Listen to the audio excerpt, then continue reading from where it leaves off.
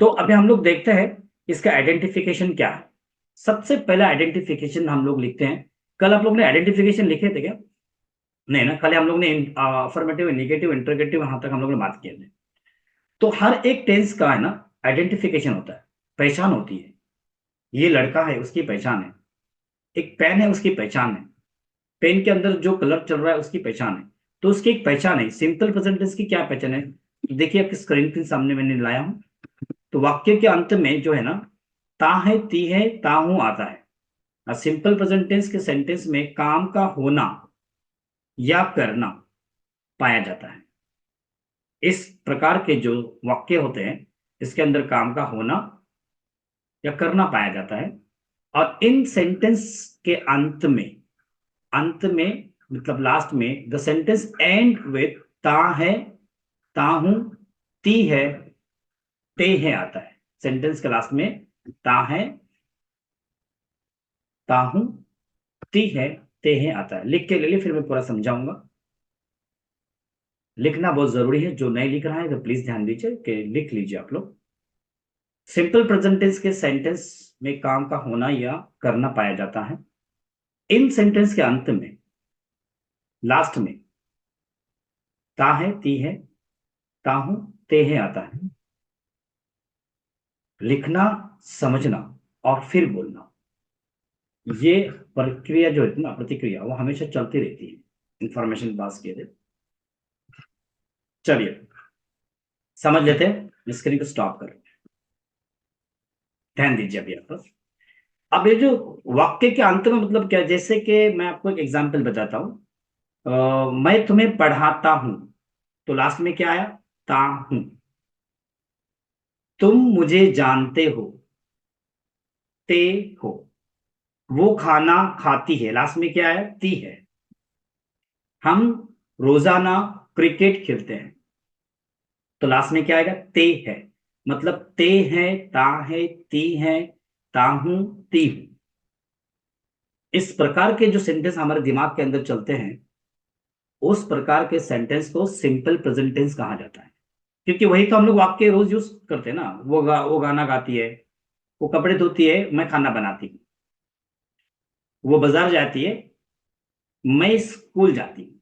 यही हम लोग बातें करते हैं हिंदी के अंदर। जो प्रेजेंट की बात होती है उसको सिंपल प्रेजेंट टेंस कहते हैं। द सेंटेंस एंड्स विद ता है, ती है, ते है, ता हूं, ती। इससे जो एंड होता है, उस टाइप के जो सेंटेंस रहते हैं ना, वही सेंटेंस को सिंपल प्रेजेंट टेंस कहा जाता है।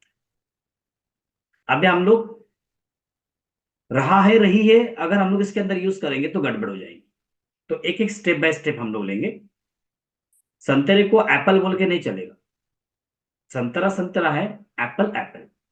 सब हर एक का अलग अलग आइडेंटिफिकेशन, हर एक की अलग अलग पहचान है। ठीक है। तो ये आपको समझ में आ गया कि सेंटेंस के लास्ट में ता है, ती है, ते है आता है। क्लियर है? अभी हम लोग स्ट्रक्चर देखेंगे। अभी हर एक के अंदर हम लोग ने रेसिपीज बनाए हैं। रेसिपी, मैंने रेसिपी बोलता हूं मैं। रेसिपी इसलिए बोलता हूँ कि जल्दी दिमाग में बैठ जाता है। रूल और फार्मूले की बात नहीं करूंगा, क्योंकि रूल और फार्मूला बैठ बोलेंगे तो हम लोग को पहले डर लगना शुरू हो जाता है। अभी पर चलो, अभी वापस ज्योमेट्री का फार्मूला आ गया, अलजेब्रा का फार्मूला आ गया। एक तो फार्मूला सुन सुन के हम लोग थक चुके थे स्कूल और कॉलेज के अंदर और अभी वापस से देखो समीक्षा बैठी, वो भी फार्मूला सुन के इधर डर गई होगी, बोला वापस से इधर फार्मूला चालू हो गया। तो कॉलेज के जो बच्चे हैं, कॉलेज के जो लड़के हैं, वो उनको पहले फिर से दिमाग में आ जाता है, अरे बाप रे, फिर यहाँ पर भी फार्मूला चालू हो गया। तो ये फार्मूला ने हमारी रेसिपी है, हमारे खाना पकाने की रेसिपी है। हम लोग 48 टाइप के खाने पकाने वाले। तो इस तरह से हम लोग समझ के समझेंगे। ओके। सो तो पहला जो है हमारा सिंपल प्रेजेंट टेंस का, अभी मैं आपको फिर से स्क्रीन शेयर करता हूं। सबको समझ में आ गया? सेंटेंस के लास्ट में ता है, ती है का मतलब क्या होता है? द सेंटेंस एंड विद ता है, ती है, ते है, ता।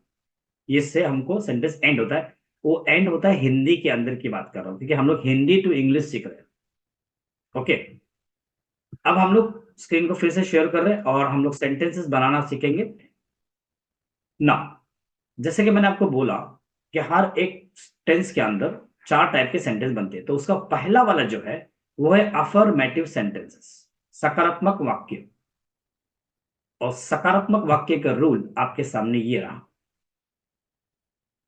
लिख लीजिए, फिर हम लोग समझेंगे। सब्जेक्ट, वर्ब फर्स्ट, ये वर्ब वन लिखना जरूरी है, प्लस ब्रैकेट के अंदर एस और comma es plus object plus other word.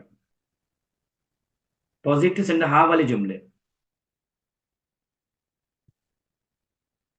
सकारात्मक वाक्य हाँ वाले जुमले, और पॉजिटिव सेंटेंसेस भी बोलते हैं उसमें। ठीक है,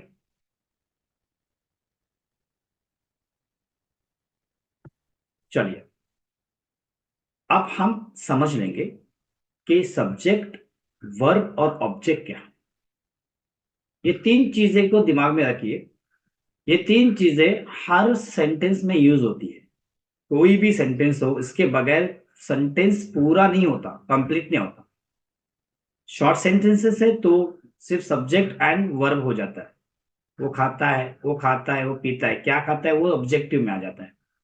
तो कंप्लीट सेंटेंस अगर हम लोगों को बोलना है, समझना है, तो ये तीन जो चीजें हैं वो हमेशा आती। जैसे कि मैं हमेशा एग्जांपल में बताता। अब पहले हम लोग को बेसिक समझना है कि बेसिक में तीन चीजें कंपलसरी है जो सब्जेक्ट है। अब सब्जेक्ट, वर्ब और ऑब्जेक्ट। सब्जेक्ट क्या होता है, मैं अभी आपको स्क्रीन दिखाता हूं। व्हाट इज सब्जेक्ट, देखिए समझ लीजिए, पहला लिख लीजिए। A subject is the person, place और things that perform the action. ये जो सब्जेक्ट होता है वो एक्शन को परफॉर्म करता है। इसको स्कूल के लैंग्वेज में हम लोग ने नाउन और प्रोनाउन सीखे थे हम लोग। नाउन और प्रोनाउन। और सब्जेक्ट इज द पर्सन, किसी का नाम, कोई शख्स हो सकता है या जगह हो सकती है या कोई चीज हो सकती है जो कि एक्शन को परफॉर्म करता है। इसको कर्ता बोलते हैं हिंदी के, इसमें कर्ता। उर्दू में इस्म बोलते हैं। उर्दू इतना मुझे पता नहीं है, हालांकि उर्दू मीडियम से हूं मैं, लेकिन उर्दू के ऊपर ध्यान नहीं हुआ मेरा। इस्म बोलते हैं, इस्म।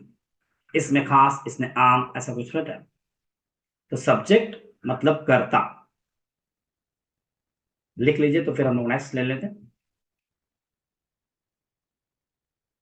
ऐसी भावनाओं से आपको लिखना है कि वो बुक आपके पास हमेशा रहनी चाहिए और आप लोगों को सिखाने वाले। जब ये भावनाएं हम लोग लेके सीखते हैं तो ज्यादा इंटरेस्ट और ज्यादा डेडिकेशन आ जाता है।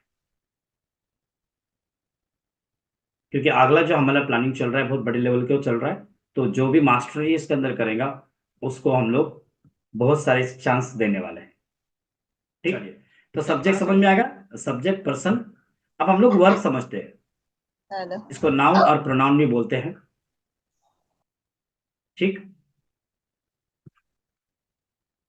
नाउन, ये देखिए आपके सामने है, नाउन्स एंड प्रोनाउंस, ये सब्जेक्ट्स है। पर्सन, प्लेस, एनिमल, थिंग्स, ये लिखने की जरूरत नहीं है, मैं समझाया हूं। ठीक है, जैसे कि पर्सन के अंदर मैन आया, नाम आया, किसी लड़की का नाम है, चाइल्ड है, ग्रैंड माँ है, ग्रैंड पा है। प्लेस के अंदर Paris, city, school, home, Asia, space, kitchen. Animal के अंदर dog, cat, whale, lion. Things के अंदर book, pencil, apple, flower, dishes, cap, shoe. इस टाइप के जो रहते हैं उसको नाउन बोलते हैं। यहां पर भी लिखा हुआ देखो, a noun is person, place, animal, things और आइडिया। ठीक, चलिए अब हम लोग वर्ब के ऊपर आते हैं। वर्ब का बहुत बड़ा पार्ट है, बहुत बड़ा रोल है, क्योंकि वर्ब से ही सारे हम लोग मसाले यूज करेंगे। वर्ब क्या है? Verb is a word that indicate a physical action. Physical action indicate करता है वो। चलाना, आना, जाना, पढ़ना, लिखना। जैसे कि drive, go, come, read, right and etcetera. इसको वर्ब कहते हैं। आसान भाषा में दुनिया के तमाम काम जो हम लोग ने फर्स्ट डे प्रैक्टिस लिए थे, एक्सरसाइज लिए थे, उठना बैठना खाना पीना, किसी ने 10 लिखा, किसी ने 15 लिखा, किसी ने 20 लिखा था, किसी ने 25 लिखा था, ये वही वर्ब्स है। उसको वर्ब बोलते हैं, क्रिया। उर्दू में फाल बोलते हैं। Verb is word that indicate a physical action, जो फिजिकल एक्शन करता है, क्रिया मतलब वो काम क्या है, कौन सा काम है, वो बताना वर्ब होता है।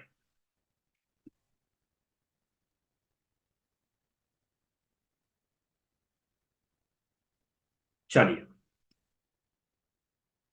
हिंदी में लिखना है तो लिख सकते हैं, वो शब्द जो किसी पर्सन, व्यक्ति या थिंग्स, वस्तु के बारे में कुछ कहता है। वो शब्द जो किसी पर्सन मतलब व्यक्ति या वस्तु के बारे में कुछ कहता है, वर्ब कहलाता है। दूसरे शब्दों में बात किए जाए, लिख लीजिए आराम से। जिसे दूसरे शब्दों में अगर बात किया जाए तो वो शब्द जिससे किसी वर्क, काम के करने का या होने का बोध होता है, वर्क कहलाता है, जैसा मैंने पहले समझाया। लिखना है तो लिख सकते हैं, स्क्रीनशॉट भी लिख के रख सकते हैं।